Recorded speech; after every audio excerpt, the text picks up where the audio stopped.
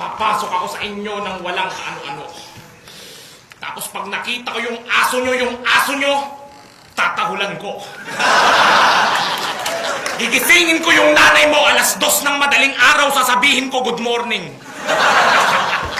Aalukin ko siya ng networking.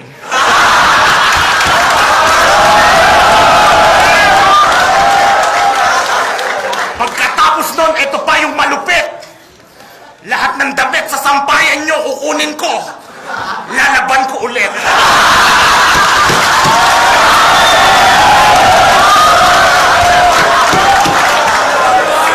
At putang ina mo, sa sobrang brutal ko, lahat ng posporo nyo babasain ko.